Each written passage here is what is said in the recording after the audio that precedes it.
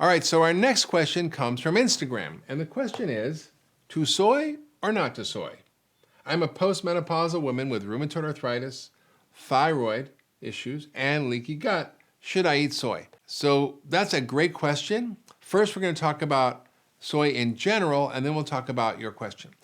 Now, there's a lot of controversy out there. Some people say soy is toxic, you shouldn't eat soy. Others think soy is, God's gift to humankind and that it's so good for you. So what is the truth? Well, like always, it's a little confusing and muddy. Now, the first thing I'd say is if you're going to eat soy, you should eat traditional soy.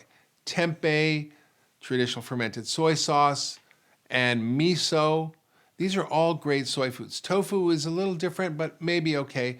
But they all have to be organic. So not all soy is the same. If it's organic soy, that's okay because it's not GMO. And also it's okay because it's not full of glyphosate, which is the main thing they spray on soy, which is a herbicide that has been linked to cancer. So you don't want to eat any soy that's not organic. Next, soy can cause issues. It can cause thyroid issues. It can cause other problems, gut issues. So soy contains lectins and saponins and other ingredients that may cause a problem for some people, particularly people like you who actually have an autoimmune disease, have leaky gut issues. So it's really important to remember that it's not the same for everybody. So for example, I can eat tempeh, I can have miso, never have a problem.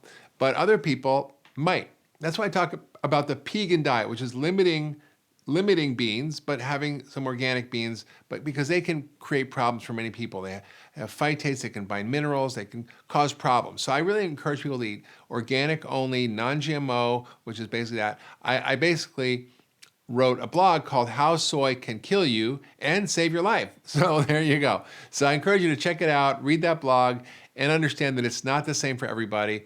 And based on your question, it's probably not the right thing for you. And it's actually my first step in treating people with autoimmune disease is basically eliminating grains and beans and dairy and sugar. And that often will reset people dramatically. And then they can try it and see how it affects them.